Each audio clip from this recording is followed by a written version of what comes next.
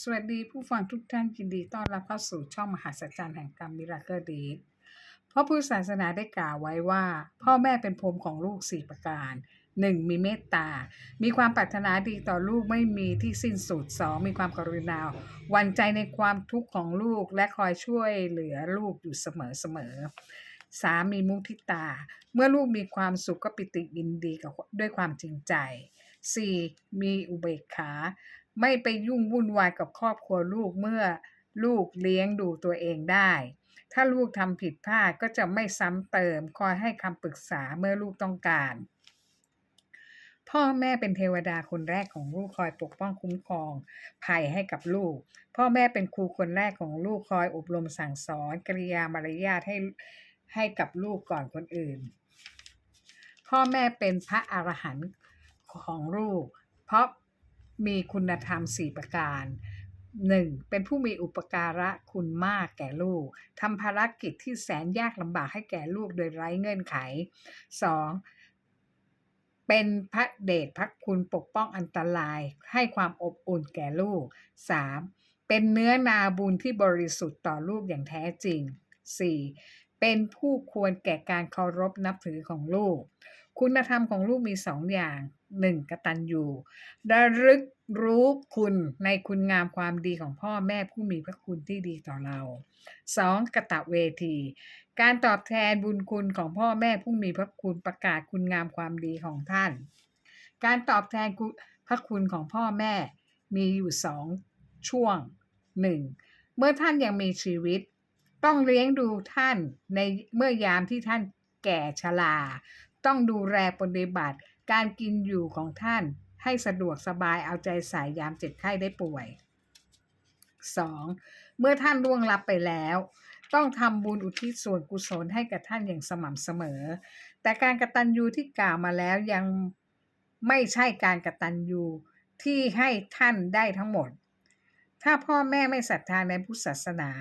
ก็ต้องพยายามชักนำท่านให้ตั้งอยู่ในศรัทธาถ้าพ่อแม่ไม่พร้อมให้ทานก็พยายามชักนำท่านให้ยินดีในการบริจาคทานให้ได้ถ้าพ่อแม่ไม่มีศีลก็พยายามชักนำให้ท่านรักษาศีลให้ได้ถ้าพ่อแม่ไม่มีสมาธิภาวนาก็พยายามชักนำท่านให้ทำสมาธิภาวนาเพราะทั้งหมดที่กล่าวมานี้เป็นประโยชน์แก่ตัวพ่อแม่ท่านเองผู้ปฏิบัติเองทั้งสิ้นในภพนี้และยังประโยชน์แก่ท่านในภพหน้าอานิสงส์ของการบำรุงดูแลพ่อแม่มี13ประการดังนี้ 1. มีความอดทนต่อเรื่องที่ยกขึ้นมาด่าที่ขึ้นมาว่า10ประการ 1. ชาติกำเนิดเช่นด่าว่าลูกเจ๊กลูกกะเหรี่ยง 2. นามชื่อเช่นดูถูกว่าชื่อบ้านนอกชื่อโหลการงานอาชีพดูถูกว่าเป็นกรรมกรพวกหาเช้ากินค่ำ 3. ความรู้4. ความรู้การศึกษาเช่นไร้การศึกษา 5. โรคเจ็บไข้ได้ป่วยขี้เลื้อนรูปร่างหน้าตาอัปลักษณ์ในตัว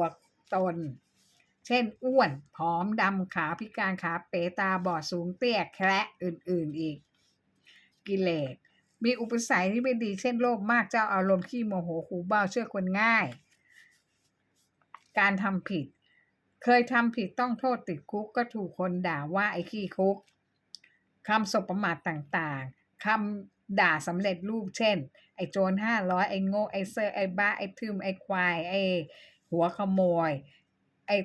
สัตว์นรกไอ้เดรัจฉานไอ้ชาติหมาไอ้พวกไม่ตายดีตกนรกไม่ได้ผุดได้เกิดทำให้มีสติรอบคอบเป็นคนมีเหตุผลพ้นจากความทุกข์พ้นภัยอันตรายทั้งปวงคาดแคล้วปลอดภัยในยามคับขันมีเทวดาคุ้มครองรักษาได้รับการยกย่องสรรเสริญมีโชคลาภอย่างง่ายดายมีความเจริญรุ่งเรืองก้าวหน้าในอาชีพมีลูกกตัญญูเป็นอภิชาติบุตรชีวิตมีความสุขเป็นตัวอย่างที่ดีแก่คนรุ่นหลังมีหญิงม่ายเป็นเศรษฐี100 ล้านคนหนึ่งเดิมทีเธอเป็นคนยากจนเกิดในครอบครัวคนจีนที่มีลูกหลายคนตัวเธอเองต้องหาปากกัดตีนถีบ ต่อสู้ชีวิตทำการค้าขายทุกรูปแบบ เพื่อให้ได้เงินมาเรียนหนังสือส่งเสียตัวเองเรียนหนังสือจนเรียนจบปริญญาโทระหว่างสร้างฐานะให้ตัวเองร่ำรวยก็มาจับธุรกิจอสังหาริมทรัพย์ซื้อขายที่ดินทำให้เธอกลายเป็นเศรษฐีเรือนเงินร้านได้ซื้อมาขายไปและเธอก็ไปทำงานเป็นอาจารย์สอนที่มหาวิทยาลัยแห่งหนึ่งอุปนิสัยใจคอเธอเป็นคนดีมีน้ำใจมีจิตอาสาชอบช่วยเหลือผู้คนที่ตกทุกข์ได้ยากเธอจะช่วยส่งเคราะห์แนะนำฝากงานหาอาชีพให้กับคนที่ไม่มีหนทางทำกินจนเธอได้รับฉายาว่าเป็นแม่พระคนยากเนื่องจากเธอเป็นอาจารย์สอนหนังสือจึงติดนิสัยชอบสั่งสอนผู้คนที่เธอพบเจอว่าต้องทำอย่างนั้นอย่างนี้อาชีพนั้นอาชีพนี้เธอชอบว่าคนนั้นที่เลี้ยงลูกแบบตามใจใช้เงินเลี้ยงลูกพ่อแม่ที่ปฏิบัติลูกเตรียมอาหารจัดใส่ถาดพร้อมข้าวหวาน3 มื้อให้แก่ลูกกินพอกิ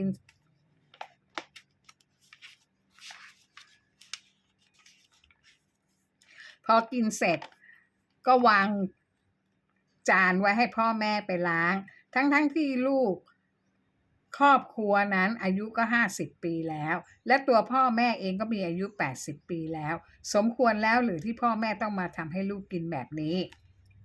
การซักรีดเสื้อผ้าก็ซักรีดเสื้อผ้าให้ลูกไปทำงานเงินเดือนก็เบิกกับพ่อแม่ใช้จ่ายอย่างเดียวพอบัตรเครดิตหมดลูกจนหมดวงเงินก็บอกให้พ่อแม่เติมเงินสดมาให้ครั้งละ100,000สิ่งที่เธอพูดสอนครอบครัวนี้สมควรอย่างยิ่งที่พ่อแม่เลี้ยงลูกด้วยเงินจัดการกระทำเช่นนี้เป็นการที่พ่อแม่ทำร้ายลูกตัวเองให้ลูกตกนรกทั้งเป็นทั้งยามมีชีวิตและยามตายแถมทำอะไรก็ชักช้าไม่ได้ดังใจลูกก็ด่าพ่อแม่ต่างๆนานาไม่มีความเคารพนับถือพ่อแม่เลยพ่อแม่ก็ไม่สั่งสอนลูกเงียบปิดปากสนิทปล่อยให้ลูกด่าทำอย่างกับว่าพ่อแม่เป็นคนผิดจริงๆทำอย่างกับพ่อแม่เป็นทาสรับใช้อาจารย์คนนี้พูดถูกทุกประการแต่ความรักลูกผิดไม่สามารถไปเปลี่ยนแปลงอะไรครอบครัวนี้ได้เธอมองเห็นพ่อแม่ครอบครัวนี้ไม่อบรมสั่งสอนลูกเธอจะด่าว่าพ่อแม่ครอบครัวนี้เสมอ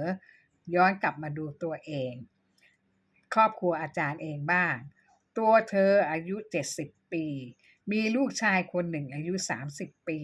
เธออยากขาดกับสามีเมื่อเธอรู้ว่าเธอท้องและไม่เคยมารับผิดชอบเลยสามีไปมีภรรยาใหม่เธอส่งเสียให้ลูกชายเรียนโรงเรียนหนังสือในโรงเรียนที่ดีที่สุดมีชื่อเสียงที่สุดจนจบมหาวิทยาลัยได้รับปริญญาตรีเธอก็ส่งลูกไปเรียนเมืองนอกที่ต่างประเทศเกี่ยวกับคอมพิวเตอร์พอเรียนจบมาแทนที่ลูกชายเธอจะไปทำงานหาประสบการณ์ชีวิตกลับมานอนอยู่บ้านเฉยๆไม่ยอมทำอะไรทั้งสิ้นตอนนี้พฤติกรรมของอาจารย์คนนี้สอนลูกชาวบ้านจนได้ดีแต่ไม่สามารถสั่งสอนลูกตัวเองให้เป็นคนดีได้ไม่สามารถบอกให้ลูกไปทำงานเพื่อหาประสบการณ์ชีวิตในการทำงานจะได้มาบริหารกิจการเงินของแม่ได้กับเก็บเนื้อเก็บตัวอยู่ในห้องทั้งวันทั้งคืนเธอซึ่งเป็นอาจารย์สอนคนทั้งหลายชอบด่าว่าคนอื่นบัดนี้ผลเข้าตาตัวเองมองไม่เห็นเธอไม่แตกต่างอะไรกับครอบครัวที่พ่อแม่เลี้ยงลูกด้วยเงินเธอไปด่าว่าเขาเลยโดยตัวเธอเองต้องทำอาหารคาวหวานทั้ง3 มื้อวางถาดไว้หน้าห้องนอนลูกชายถึงเวลาก็เคาะประตูห้องให้ลูกมารับถาดอาหารเข้าไปกินพอกินเสร็จลูกก็จะวางถาดอาหารไว้หน้าห้องนอนเดี๋ยวเธอจะเก็บไปล้างเองเธอซักรีดเสื้อผ้าให้ลูกชายซึ่งมีอายุ30 กว่าปีแล้วตัวเองอายุ70 ปีแล้วแถมเธอยังจ่ายเงินเดือนให้ลูกกินเดือนละ 50,000 บาทมากกว่าเงินเดือนผู้จัดการบริษัทเสียอีกจะซื้อจ่ายอะไรเธอจ่ายเงินให้อีกต่างหากถามว่าใครจะออกไปทำงานให้ลำบากในเมื่ออยู่บ้านเฉยๆก็ได้รับเงินเดือนละ 50,000มีคนทำอาหาร3 มื้อมาเทียบมีคนซักรีดเสื้อผ้าให้เสร็จ ตัวเธอเองเป็นอาจารย์สอนคนอื่นให้รู้จักทำมาหากินแต่เธอกลับไม่สามารถสั่งสอนลูกตัวเองให้ไปทำมาหากินหาประสบการณ์ชีวิตให้สามารถเลี้ยงตัวเองได้เธอลืมคิดว่าถ้าเธอตาย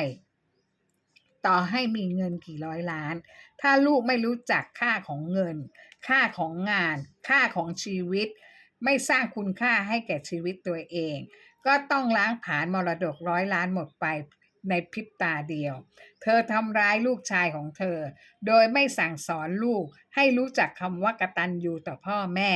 มันกลับกลายเป็นว่าเธอกตัญญูต่อลูกเป็นแม่ที่กตัญญูต่อลูกเธอสร้างขุมนรกไว้ให้กับลูกชายเธอไว้ตั้งแต่ตอนมีชีวิตไม่ต้องพูดถึงว่าตายแล้วลูกชายเธอจะต้องตกนรกขุมไหนตัวเธอเป็นทั้งอาจารย์สอนคนเป็นแม่แต่กลับไม่สั่งสอนลูกให้มีคุณธรรมมีอย่างที่ไหนคนอายุ70ปีต้องมาเป็นทาสรับใช้ปฏิบัติลูกอายุ30ปีเหมือนกันไม่ผิดกับที่เธอไปด่าว่าครอบครัวที่พ่อแม่อายุ80ปีดูแลลูกแบบเดียวกันฉะนั้นก่อนที่คนเราจะว่าใครคิดดูให้ดีๆคำพูดนั้นมันย้อนกลับมาหาตัวเองน่าเสียดายความรู้ที่เธอเป็นอาจารย์สอนคนอื่นให้ดีได้แต่กลับสอนลูกชายของตัวเองให้ดีไม่ได้สวัสดีค่ะ